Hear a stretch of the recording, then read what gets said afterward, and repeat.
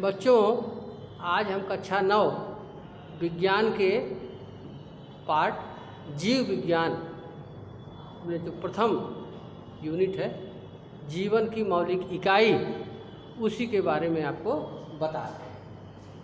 बच्चों, जीवन की मौलिक इकाई कोशिका है। कोशिका की संरचना के बारे में आपको हमने इसके पहले वाले वीडियो में बताया था।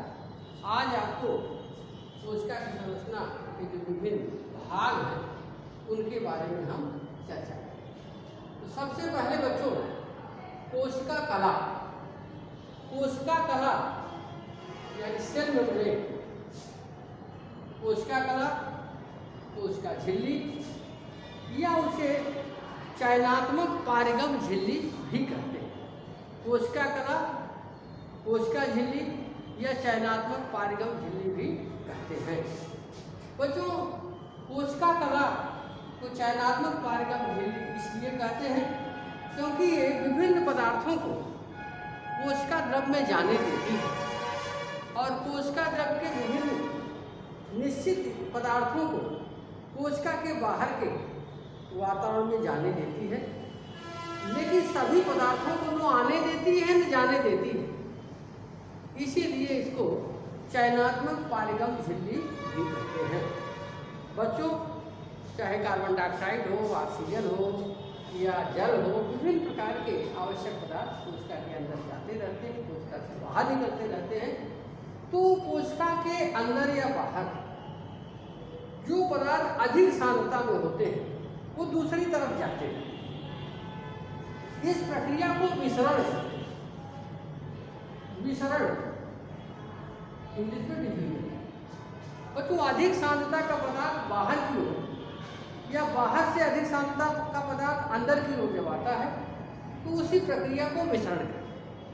लेकिन जब जल के अणु कोशिका झिल्ली के आर पार क्रॉस द मेम्ब्रेन एक तरफ से दूसरे तरफ, जब जल के अणु अधिक सांद्रता से दूसरी तरफ जाते हैं तो बच्चों उस प्रक्रिया को परासरण यानी ऑस्मोसिस। इस तरह से परासरण और विसरण दो प्रमुख क्रियाएं कोशिका झिल्ली में होती रहती हैं, इसलिए इसको चयनात्मक पारगम झिल्ली भी कहते हैं। अब बच्चों, हम कोशिका कला की संरचना करें।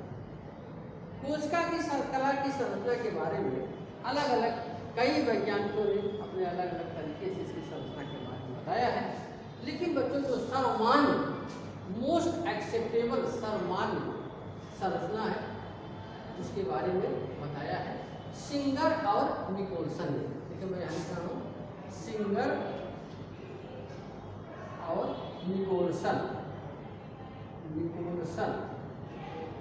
1972। ये सिंगर और निकोलसन ने 1972 में इस संरचना के बारे में बताया है और यही संरचना विभिन्न वैज्ञानिकों के द्वारा मान्य की गई।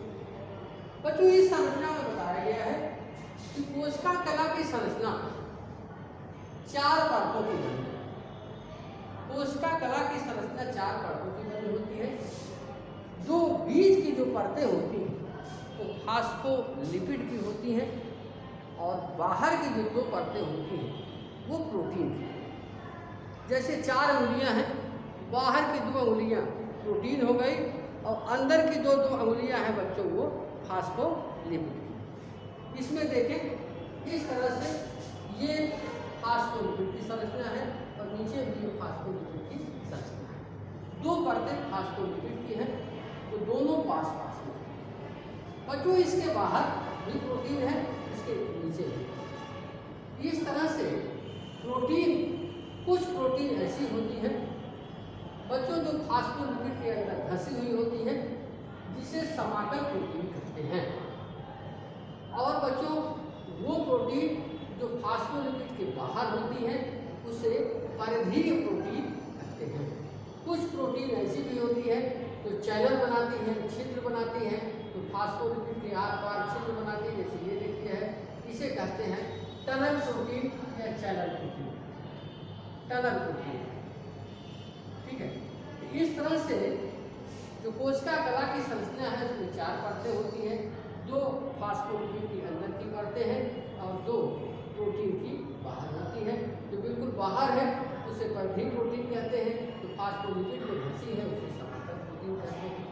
और जो परिधीय प्रोटीन है देखिए इसमें ग्लाइकोलिपिड भी लगा हुआ है।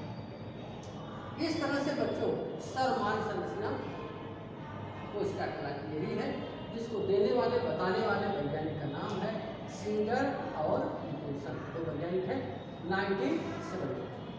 बच्चों कोशिका कला की इस संरचना के बाद इसके प्रमुख कार्य क्या है, प्रमुख कार्य यहाँ पर बच्चों कोशिका कला कोशिका द्रव्य को बाहरी पर्यावरण से अलग करती है। जैसे कोशिका है, कोशिका के बाहर एक बाउंड्री है, उसके अंदर कोशिका द्रव्य है। तो कोशिका द्रव्य के बाहर बाउंड्री है तो कोशिका द्रव्य को बाहर के वातावरण से अलग करने का काम कोशिका कला ही करती है। इसके अलावा बच्चों जो कोशिका कला होती है वो एक निश्चित आकार, कोशिका को एक निश्चित आकार प्रदान करती है। कोशिका कला कोशिका को एक निश्चित आकार प्रदान करती है, क्योंकि कोशिका एक निश्चित आकार में ही है। तीसरा बच्चों प्रमुख इसका कार्य है कोशिका के बाहर रक्षात्मक आवरण बनाती है। बच्चों प्रोटेक्ट करती है।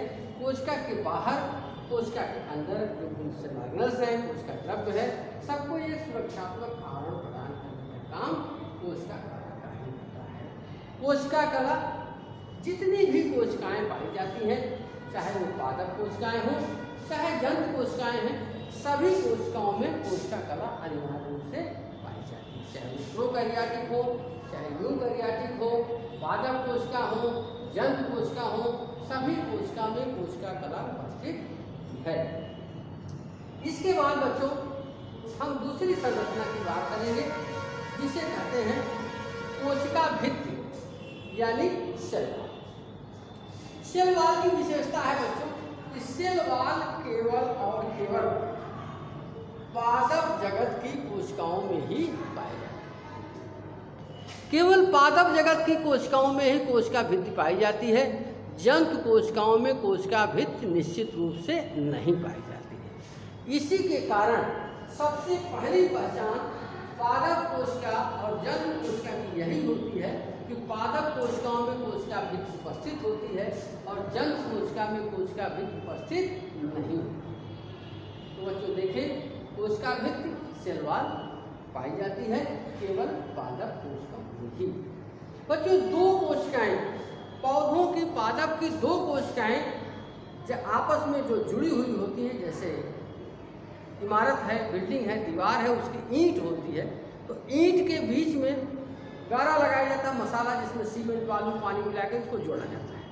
जैसे दो ईंट आपस में सीमेंट के द्वारा जुड़ी हुई होती है, उसी तरह से दो कोशिकाएं आपस में एक दूसरे से मध्य पटलिका के द्वारा जुड़ी होती है। मध्य पटलिका, मिडिल लैमेला। बच्चों मध्य पटलिका या मिडिल लैमेला कैल्शियम और मैग्नीशियम पेप्टेट का बना, कैल्शियम और मैग्नीशियम पेप्टेट का बना, कैल्शियम और मैग्नीशियम पेप्टेट का बना मध्य पटलिका होता है, जिससे दो कोशिकाएं कोशिका भित्ति के द्वारा आपस में जुड़ी हुई होती हैं। और इसके बाद बच्चों यानी मध्य पटलिका के जो बाद कोशिका भित्ति होती है, उसमें कोशिका भित्ति की कई परतें होती हैं। बच्चों प्रायः जो है कोशिका में 2 परतें होती हैं, कुछ कोशिकाओं में 3 परतें। तो बच्चों जो प्रथम परत कोशिका की भित्ति होती है, कोशिका भित्ति होती है, जिसे प्राथमिक कोशिका भित्ति। बच्चों प्राथमिक कोशिका भित्ति यानी प्राइमरी सेल वॉल, जो कि सेलुलोज की बनी है। सेलुलोज एक जटिल कार्बोहाइड्रेट है। जटिल कार्बोहाइड्रेट है जो पादप जगत में सबसे ज्यादा पाया जाने वाला कार्बोहाइड्रेट सेलुलोज होता है, क्योंकि प्रत्येक कोशिका की कोशिका भित्ति सेलुलोज की ही बनी होती है। तो सेलुलोज की प्राथमिक कोशिका भित्ति है। दूसरी कोशिका भित्ति जो द्वितीय परत के रूप में होती है, आप लिखे हुए देखिए, द्वितीय कोशिका भित्ति सेकेंडरी सेल वॉल, जो सेलुलोज प्लस लिग्निन की बने।